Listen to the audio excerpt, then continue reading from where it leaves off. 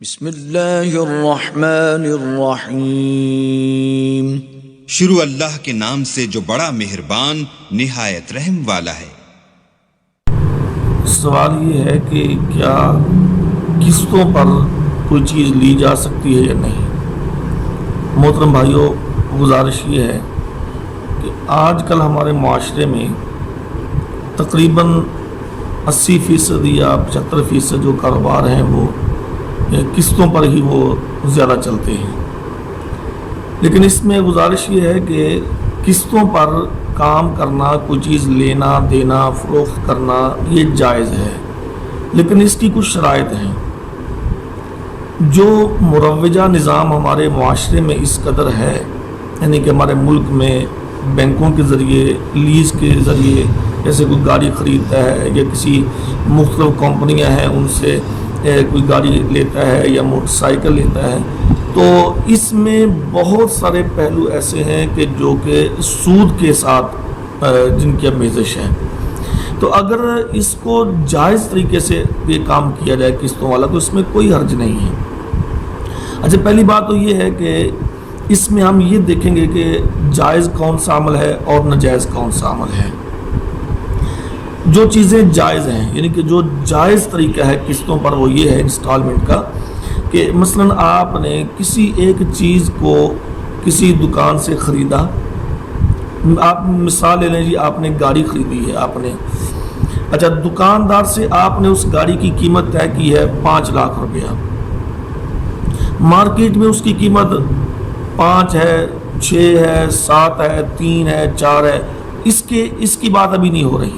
یہ تو بھی سمپل سی بات ہے کہ ایک چیز آپ نے دکاندار سے خریدی اور آپ کی اور اس کی جو تھی وہ قیمت وہ طے ہوگی کہ یہ گاڑی میں آپ کو 5 لاکھ روپے میں دوں گا، اور آپ دونوں اس پہ رضامند ہو گئے، لینے والا بھی اور دینے والا بھی۔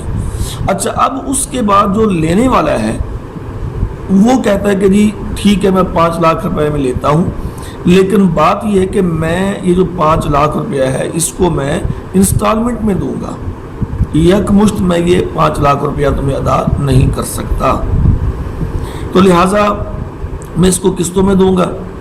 تو اب اس کی سال کی قسطیں، 2 سال کی قسطیں، 3 سال کی وہ قسطیں اس کی کر لیتا ہے۔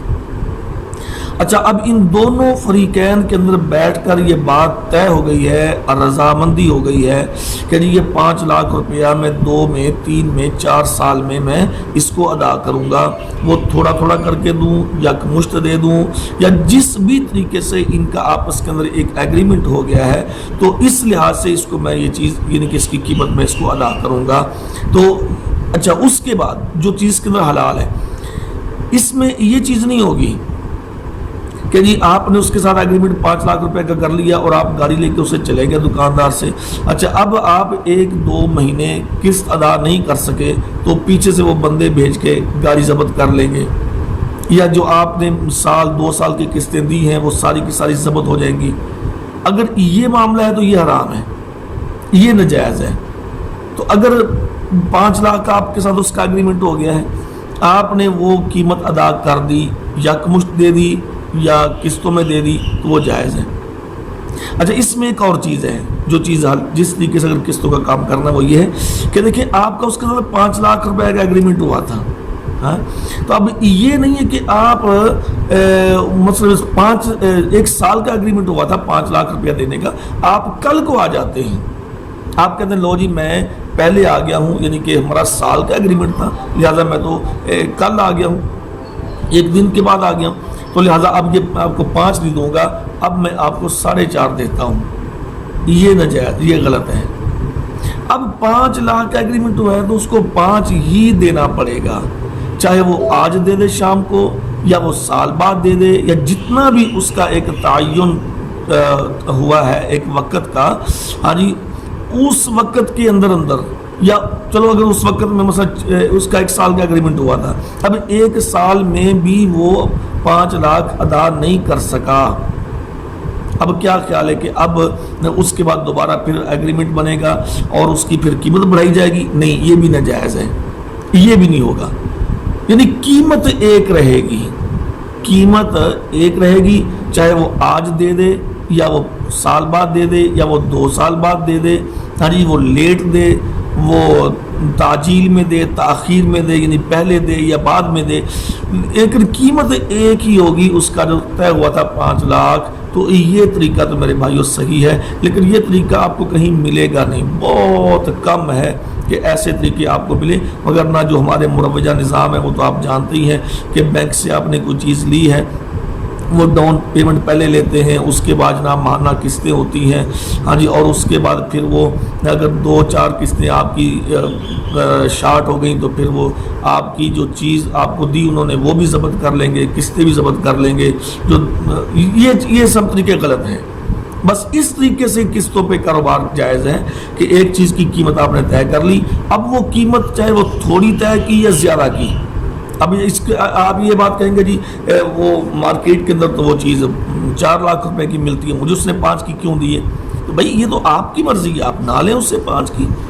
اگر آپ نے اس کو اس کے ساتھ ایگریمنٹ کیا ہے، آپ نے اس سے وہ چیز لی ہے، تو آپ نے سوچ سمجھ کر جان بوجھ کر دیکھ بھال کے وہ چیز لی ہے. ہاں دیکھیے، جو چیزیں ضروری ہیں فریقین کے درمیان وہ میں آپ کو بتا دیتا ہوں. نمبر 1، کوئی بھی کاروبار کرنا ہو، کوئی بھی کاروبار، اس میں فریقین کی رضامندی ضروری ہے. اسلام جو ہمیں تعلیم دیتا ہے، لینے والا اور دینے والا دونوں اس چیز پہ اچھی طرح رضامند ہوں، کسی کو زبردستی اس پہ قائل یا مائل نہ کیا گیا ہو، یعنی کہ دونوں لینے والے اور بیچنے والے دونوں فریق یعنی اس چیز کے اوپر اچھی طرح رضامند ہوں. دوسری چیز یہ کہ جو اس کا معاوضہ، جو اس کی رقم ہے، وہ مجہول نہ ہو. ہاں جی، اچھا جی کر لیں گے نہیں، ایسی نہیں. ایک دام یعنی ایک بات کھل کے کہنی چاہیے کہ بھئی یہ چیز چاہے یہ 10 کی ہے، 20 کی ہے، 50 کی، مجھے اس کے ساتھ نہیں، لیکن میں یہ چیز تمہیں 100 روپے کی دوں گا. اگر لیتے ہو تو ٹھیک، نہیں لیتے تو بھائی جائیں آپ. یعنی کہ اس کی جو معاوضہ ہے نا، جو اس کی قیمت ہے، وہ معلوم ہونی چاہیے، مجہول نہیں ہونی چاہیے. اور تیسری بات، جو شخص چیز بیچ رہا ہے اس کے پاس مکمل اس چیز کا اختیار ہو کہ وہ اس کو اس کے حوالے کرنے پر مطلق قادر ہو. یعنی کہ یہ نہیں کہ وہ چیز کسی کی سودا میں کر رہا ہوں اور میں آگے بیچ رہا ہوں، اور میں جب سودا کر کے اس کے پاس جاؤں تو وہ کہے جی نہیں تجھے کس نے کہا تھا اتنے میں سودا کر کے آؤ. یعنی کہ میں اگر سودا کرتا ہوں کسی کے ساتھ تو مجھے اس چیز پر پورا اختیار ہونا چاہیے، تب میں اس کے ساتھ قیمت طے کروں. اگر مجھے اس کو اختیار نہیں ہے، یعنی کہ جیسے وہ آج کل ڈیلر، پراپرٹی ڈیلر وغیرہ کچھ کر لیتے ہیں، اگر مجھے اس پہ اختیار نہیں تو پھر میرا حق نہیں بنتا کہ اس کے ساتھ میں طے کروں، قیمت طے کروں. ہاں میں اس کو اصل مالک کے پاس لے جاؤں. تو اگر میرا اس کے اوپر مکمل اختیار نہیں ہے، اس کو میں نئی چیز وہ دے سکتا، اس کے حوالے نہیں کر سکتا، تو پھر اس کی میں قیمت طے نہ کروں. اچھا، اگلی چیز، جو چیز بیچ رہا ہوں، جو چیز بیچی جا رہی ہے، اس میں کسی قسم کا عیب نہ چھپا ہوا ہو. جو اصول ہمیں اسلام نے بتائے ہیں کہ جو چیز بیچی جا رہی ہے، اب لینے والے کو تو نہیں پتا، میں چیز بیچ رہا ہوں، تو اس میں کسی قسم کا جو عیب ہے، جو نقص ہے، وہ اس کے اندر موجود ہو تو اس کو چھپانا نہیں چاہیے، بلکہ میں اس کو واضح کر دوں کہ بھائی اس چیز کے اندر یہ فلاں نقص ہے، فلاں عیب ہے. اچھا، اگلی چیز، جو چیز بیچی جا رہی ہے، یعنی کہ جس کی خرید و فروخت ہو رہی ہے، وہ چیز حرام نہ ہو. مثلا کتے کی بے حرام ہے، ہاں جی، اسی طریقے سے شراب کی بے حرام ہے، تمباکو کی بے حرام ہے. یعنی کہ حرام کی وہ خرید و فروخت نہ ہو، حلال چیز ہو تو اس میں کوئی حرج نہیں ہے. اچھا، پھر اگلی چیز یہ کہ اس میں دھوکہ یا فراڈ نہ ہو. دھوکہ اکثر چیز ہوتی ہے، ایک بندہ وقتی طور پہ ایک چیز کو تیار کر کے دے دیتا ہے، لیکن اس کے اندر مٹیریل 2 نمبر کا ہے، یا اس میں دھوکہ ہوتا ہے، یا اس سے کسی کے ساتھ فراڈ کرنا مقصود ہوتا ہے. یعنی کہ دھوکہ، فراڈ اس کے اندر موجود نہ ہو. اچھا، پھر ایک اور چیز ہے کہ اس میں سودی ہیلا نہ ہو. سودی ہیلا یعنی کہ لینا تو سود تھا، لیکن اب جیسے نا اکثر لوگ کیا کرتے ہیں کہ جی سود پہ کاروبار نہیں کرتے، ہم کیا کرتے ہیں جی، ہم ایسے کرتے ہیں جی یہ گاڑی تم لے لو ہم سے. یہ پشاور کے اندر اکثر ایسے لوگ کرتے تھے، وہاں سے بہت سارے بھائیوں نے ایسی اپنے آپ کو پھنسایا ہوا تھا کہ جی ہم فلاں حاجی صاحب کے پاس گئے، وہ کہتے ہیں کہ جی تم یہ گاڑی، مجھ کو پیسے چاہیے، تو اس نے کہا جی میں پیسے نہیں دوں گا، یہ گاڑی تم خرید لو. مجھے ضرورت نہیں ہے گاڑی خریدنے کی، میں کیا کروں؟ کہتا نہیں، تم یہ گاڑی خرید کے مجھے دے دو. دیکھو ابھی سود کا کیسا ہیلا بنایا ہوا ہے لوگوں نے کہ تم یہ گاڑی خرید لو. اب اس بیچارے کو گاڑی کی ضرورت نہیں ہے, اب وہ مجبور ہے پیسے لینے, اب اس نے گاڑی خرید لی 4 لاکھ روپے کی, اسی سے ہی گاڑی خرید لی. اچھا اب وہ کہتا جی اب یہ گاڑی مجھے بیچ دو, اب وہ لے رہا ہے اسے 3.5 لاکھ روپے کی. تو اس طریقے سے جو 50,000 ہے وہ سود کا اس نے اس سے لیا. ویسے اس نے اس سے نقد سود نہیں لیا, یعنی اس ہیلے سے, اس طریقے سے, یعنی اس نے اس سے سود حاصل کیا. تو یہ بھی ناجائز اور حرام ہے. اسی طریقے سے شریعت نے ان سب چیزوں سے منع کیا ہے, اور شریعت نے یہ بھی ہمیں کہا ہے کہ تم حق کے رجوع اس کو بھی تم برقرار رکھو کہ بھائی یہ چیز ہے, میں اس کو استعمال کرتا ہوں 1 دن 2 دن, اگر اس میں کوئی نقص کوئی عیب آ گیا یا مجھے یہ پسند نہ آئی, یہ میرے کام کی نہ رہی, تو میں آپ کو یہ واپس کر جاؤں گا. اگر یہ چیز بھی ہو تو یہ بہت اچھی بات ہے. تو اسلام ان چیزوں کو, ان اصولوں کو ہمیں بتاتا ہے. اگر ان اصولوں کے تحت بیع کی جائے تو اس میں کوئی حرج نہیں ہے. تو قسطوں پر بھی اسی طریقے سے جائز, جیسے میں نے عرض کیا, قیمت اس کی ایک ہو, آج ادا کریں تب بھی, کل کو ادا کریں تب بھی, سال بعد ادا کریں تب بھی, تو قیمت اس کی ایک ہی ہونی چاہیے. قسطوں کی تاخیر کی وجہ سے اس کی قیمت بڑھ نہیں سکتی, اور قسطوں کی تعجیل یعنی کہ پہلے ادا کرنے کی وجہ سے اس میں سے آپ لیس نہیں کر سکتے, بلکہ اتنی ہی قیمت وصول کریں گے. تو یہ طریقہ قسطوں پر جائز اور ٹھیک ہے.